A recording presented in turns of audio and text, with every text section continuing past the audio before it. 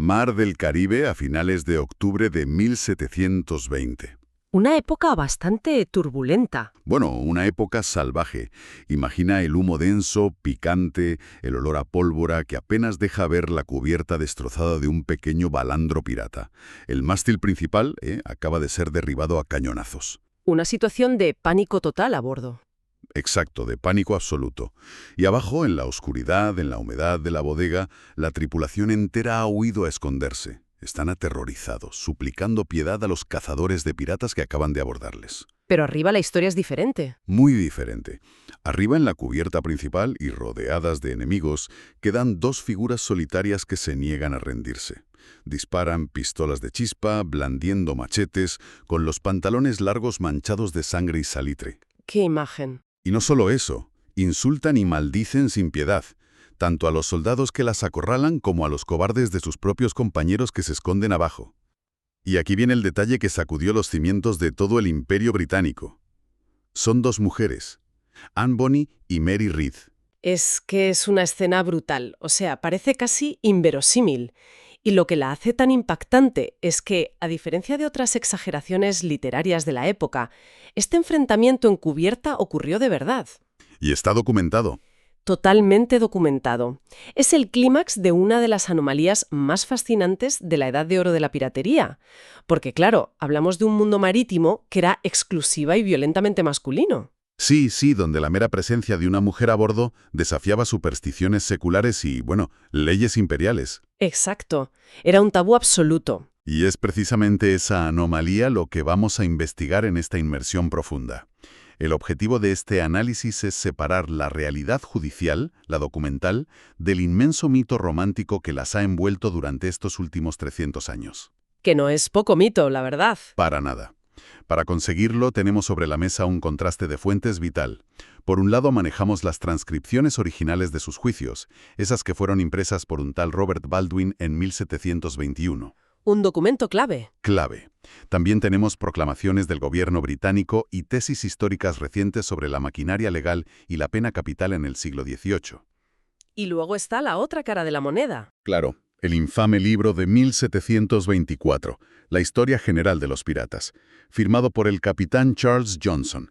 Queremos entender no solo qué hicieron, sino cómo funcionaba el sistema que intentó destruirlas y cómo lograron esquivar la horca en el último segundo. Así que, vale, vamos a desempacar esto paso a paso. Me parece perfecto. ¿Por dónde empezamos? Pues a ver, quienes siguen estos temas históricos ya saben que la famosa República Pirata de Nassau recibió su golpe de gracia en 1718. Así es. Pero lo que a menudo pasamos por alto es cómo las políticas de ese año crearon, digamos, el ecosistema desesperado perfecto para que estas dos mujeres tomaran las armas. Exacto. O sea, es que no podemos entender a Bonny Read sin entender la presión asfixiante que la corona británica impuso de repente en las Bahamas. Claro, el cambio de régimen. Eso es. En 1718 llega el gobernador Butch Rogers a Nassau. Y no llega solo con buques de guerra, que también, sino que trae debajo del brazo el acta de gracia. Que suena muy bien, pero tenía truco. Tenía muchísimo truco. Para entender cómo funcionaba esto mecánicamente, la gente debe imaginarlo como un acuerdo moderno de culpabilidad masiva o una ley contra el crimen organizado. El rey ofrecía un perdón absoluto por todos los crímenes pasados. Una pizarra limpia, básicamente. Sí, pero solo si el pirata se rendía y juraba lealtad a la corona.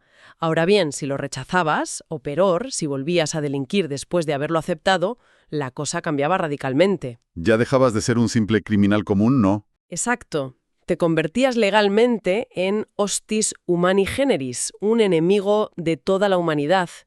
Esto significaba que se te retiraban absolutamente todos los derechos legales. Cualquier barco de cualquier nación tenía luz verde para cazarte y colgarte sin juicio previo. Madre mía, o sea, era una trampa legal perfecta. Obligaba a posicionarse. Dividió a la comunidad pirata entre los que querían integrarse en la sociedad colonial y los irreductibles que sabían que ya eran hombres muertos caminando. Y ahí entra el famoso John Rackham. Cálico Jack. Él mismo.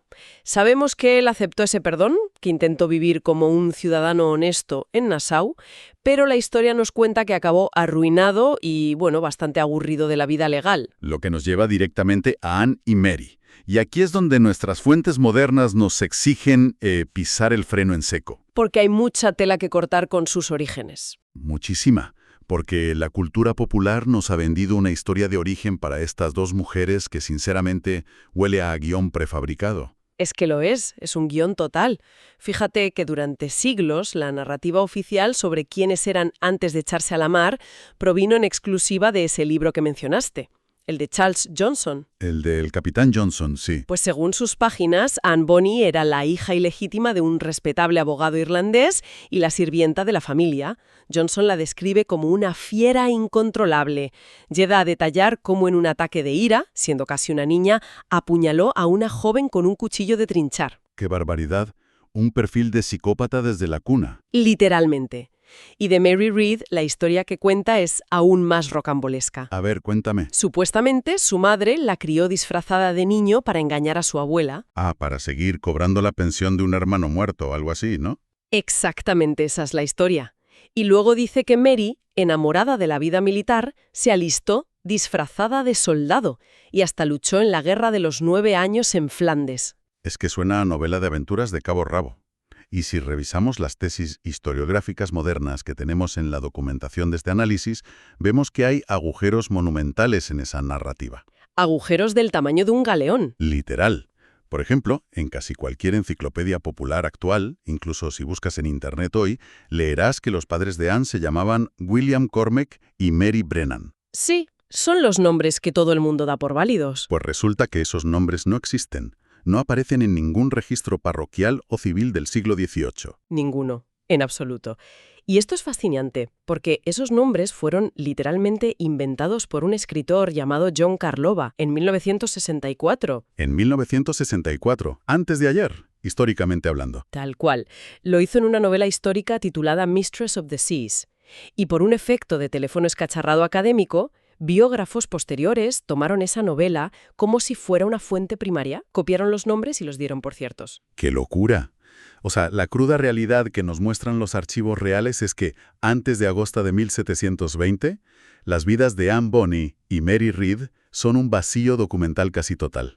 Son fantasmas históricos. No sabemos prácticamente nada verificable de ellas antes de ese momento. Pues déjame plantear una analogía para entender por qué ha ocurrido esto con sus figuras. Charles Johnson funcionó básicamente como un showrunner de Hollywood.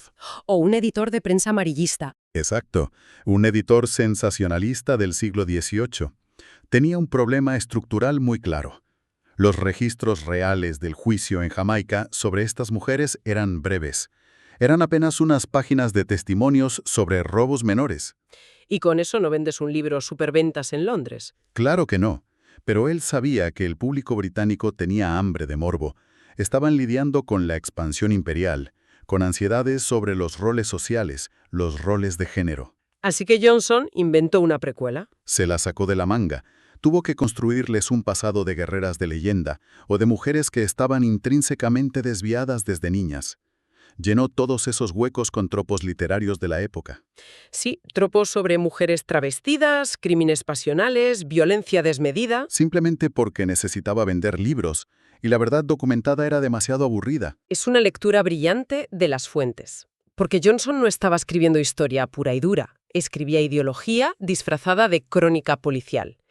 Él entendía perfectamente que para que el público británico asimilara a dos mujeres cometiendo actos de barbarie, tenía que presentarlas como aberraciones desde la cuna. Claro, para no culpar a la sociedad. Exacto. Si Anne apuñalaba sirvientas de niña, entonces su piratería era el resultado de una naturaleza monstruosa, no de un sistema social que empujaba a las mujeres marginadas a la miseria y a la desesperación. Y esa falta de un pasado fiable nos obliga a nosotros, en este análisis, a desechar el mito y centrarnos en la evidencia dura, en el momento exacto en el que realmente cruzan la línea y entran en la historia documentada. Que es en agosto de 1720, en el puerto de Nassau. Ahí es donde empieza de verdad la historia. Allí es donde comienza la cuenta atrás.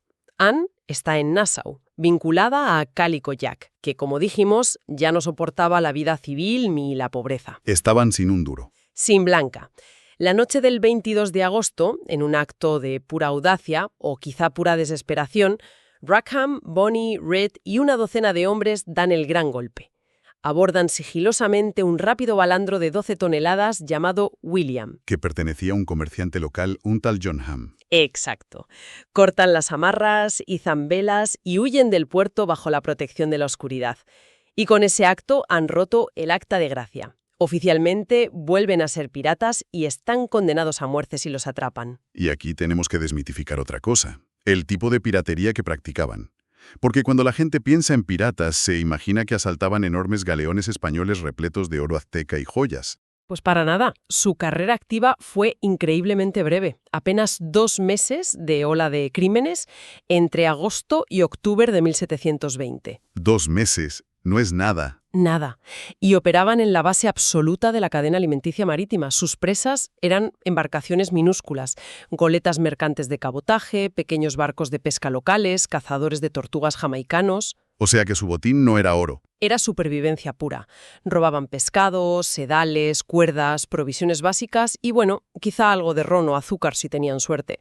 Era una piratería de subsistencia pura y dura. Pero fíjate en esto, a pesar de que robaban sedales de pesca y no cofres del tesoro, su reputación creció de forma desproporcionada en todo el Caribe, y las fuentes primarias del juicio, las que publicó Baldwin, nos explican exactamente por qué. Lo que es realmente fascinante aquí es cómo las víctimas describen el encuentro con este barco. El testimonio de Dorothy Thomas, supugo. Exacto. El testimonio más revelador de todo el juicio. Thomas era una mujer a la que asaltaron mientras viajaba en una canoa comercial. Ella declaró bajo juramento que vio claramente a 2 mujeres a bordo del barco pirata. ¿Y cómo las describió exactamente? Las describió vistiendo chaquetas de hombre, pantalones largos de lona y pañuelos atados a la cabeza. Detalló cómo llevaban pistolas al cinto y machetes en la mano.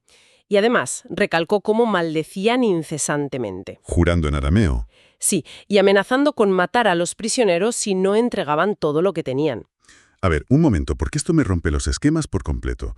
El mito popular, las películas y demás siempre dicen que se disfrazaban perfectamente de hombres, que mantuvieron el engaño durante meses sin que nadie en el barco lo notara. Sí, ese es el mito clásico. Pero si leemos el testimonio de Dorothy Thomas, ella dice en el juicio que supo inmediatamente que eran mujeres, y cito textualmente de la transcripción, por la grandeza de sus pechos. O sea, no estaban engañando a nadie a plena luz del día. A nadie. Entonces, si no ocultaban su género, aquí viene mi pregunta. ¿Cómo es posible que sobrevivieran meses en un balandro minúsculo rodeadas de criminales curtidos?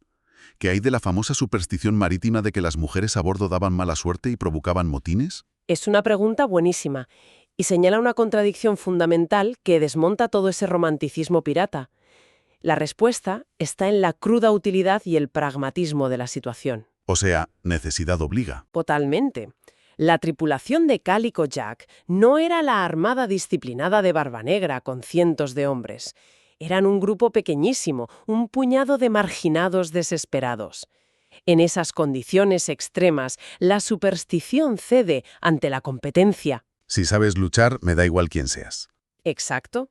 Anne y Mary no eran pasajeras de lujo ni amantes decorativas que se quedaban en el camarote. Las declaraciones judiciales atestiguan que funcionaban como pajes de pólvora, lo que en inglés llaman powder monkeys. Un trabajo peligrosísimo, por cierto. Imagínatelo. Durante el caos de un asalto, su trabajo era correr desde la Santa Bárbara, en las entrañas del barco, hasta la cubierta superior. Iban cargando saquitos de pólvora y munición bajo el fuego enemigo para abastecer los cañones. Tela. Se ganaron su lugar a través de una agresividad y una competencia letal, una actitud que rivalizaba o incluso superaba a la de sus compañeros masculinos. O sea que el terror que inspiraban no venía del daño económico que causaban con sus pequeños robos, sino del golpe psicológico. Del impacto visual, claro. Rompían el orden natural del mundo del siglo XVIII con solo aparecer en cubierta, armadas y mandando. Y me da la sensación, leyendo los documentos de la época, de que las autoridades imperiales entraron en pánico justo por eso. No por el pescado robado, sino por la transgresión brutal que representaban. Absolutamente. El sistema no podía tolerar algo así. El simple hecho de que existieran era un insulto directo a la autoridad del imperio. Y fíjate en la velocidad de la respuesta institucional. Fue rapidísima. Rapidísima. El gobernador Woodes Rogers emite una orden oficial de captura el 5 de septiembre de 1720. Apenas 2 semanas después de que robaran el balandro. 2 semanas.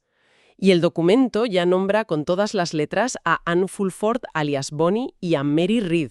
Todo el ecosistema caribeño, autoridades, comerciantes, soldados, todos sabían perfectamente que había 2 mujeres piratas operando en la zona. Y las querían cazar a toda costa. Se convirtieron en el objetivo prioritario. Su impunidad amenazaba la narrativa de control y orden civilizado que el Imperio Británico intentaba desesperadamente imponer en sus colonias. Y esa misma visibilidad, esa negativa a esconderse o a pasar desapercibidas, fue exactamente lo que atrajo a los lobos.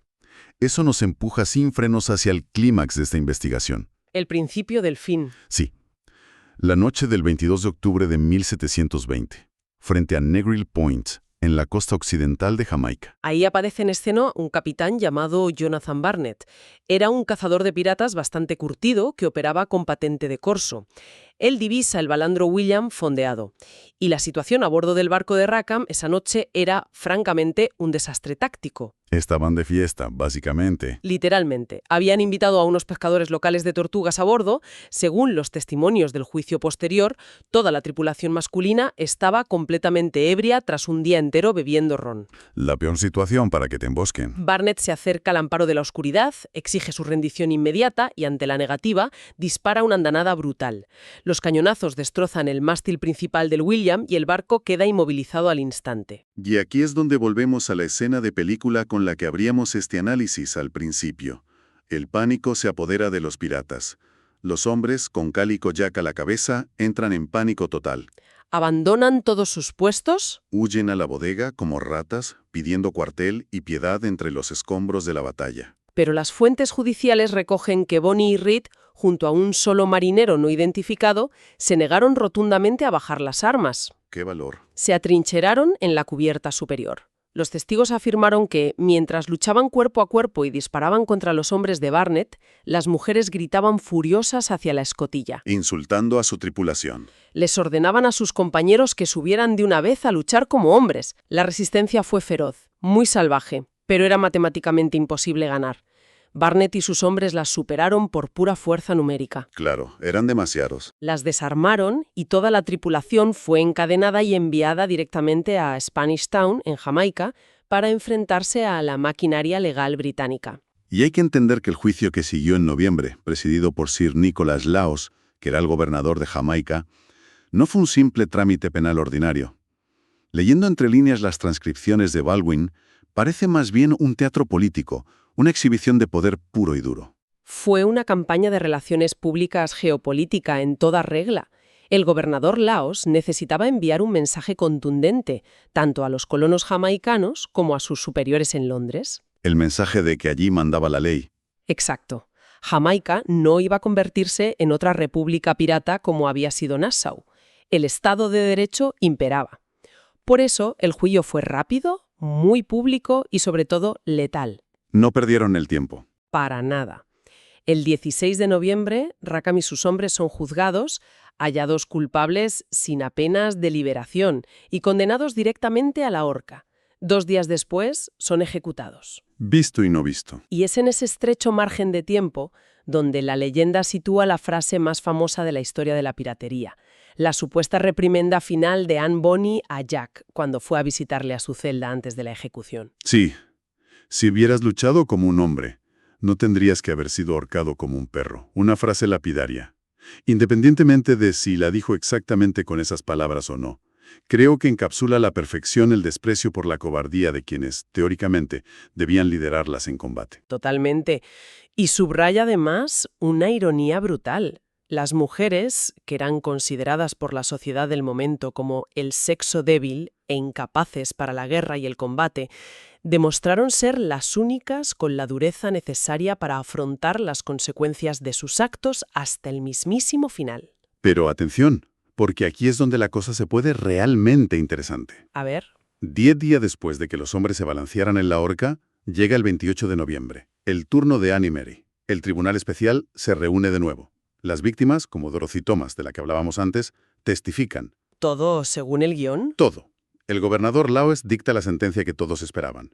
Culpables de piratería, condenadas a morir ahorcadas. Y justo en ese instante, con la sentencia de muerte resonando en las paredes de la sala, ambas mujeres juegan la única carta que el sistema no podía contrarrestar de ninguna manera. El as en la manga. Invocan un mecanismo legal antiquísimo. Estaba arraigado en el derecho consuetunario inglés, derivado además del derecho romano. Lo llamaban Pregnancy in Retardationem Executionis. Que en el lenguaje popular de la época era pleading the belly, alegar el vientre. Exactamente. Ambas mujeres se levantan ante el juez en plena sala y declaran estar embarazadas. Y a ver, ¿cómo funcionaba esa maquinaria legal en la práctica? Porque claro, en 1720 no existían las pruebas de embarazo modernas. El juez no iba a paralizar una ejecución imperial de tan alto perfil solo porque dos piratas convictas le dieran su palabra, no. ¿Cómo verificaba el Estado algo tan íntimo? Pues el protocolo dictaba la intervención de lo que llamaban un jurado de matronas. Se trataba de un panel compuesto por mujeres respetables, madres y parteras de la comunidad local jamaiquina.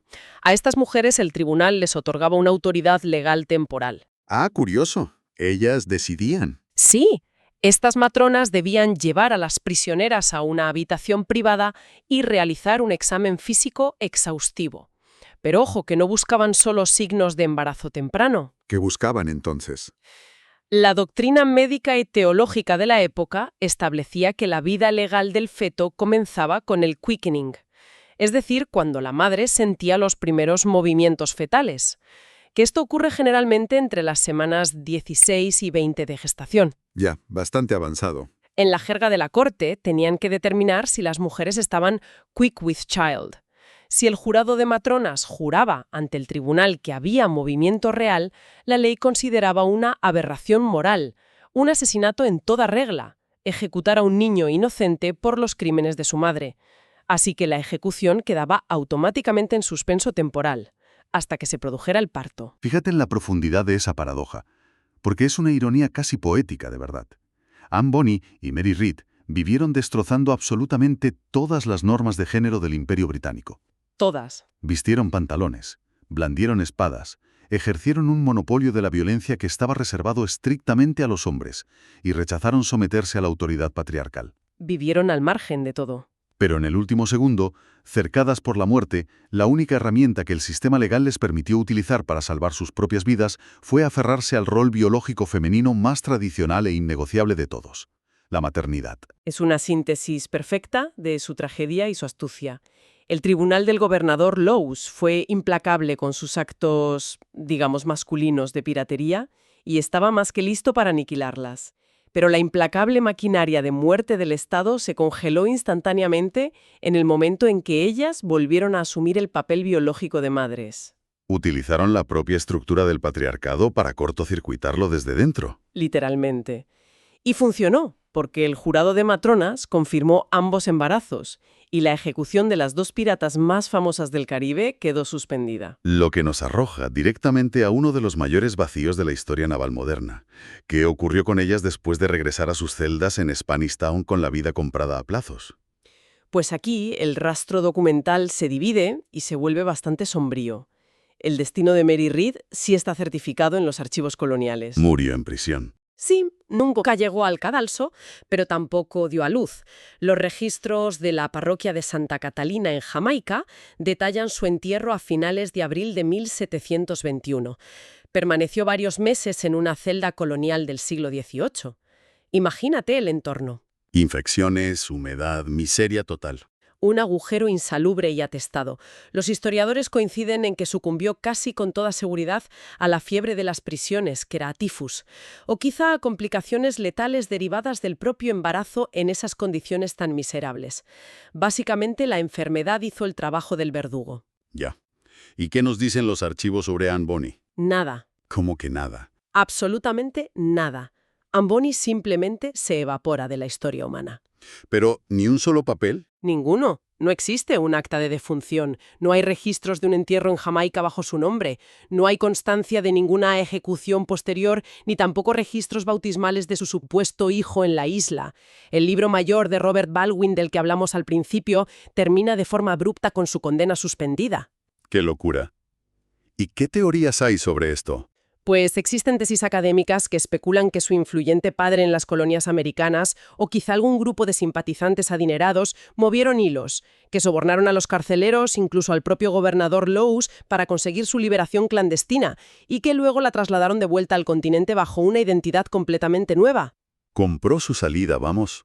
Podría ser, pero empíricamente su rastro se desvanece para siempre en esa celda húmeda de Jamaica. Y claro, al evaporarse físicamente, dejó el terreno completamente libre para que publicistas como Charles Johnson la convirtieran en un arquetipo literario a su antojo. Exacto, rellenó el vacío con ficción.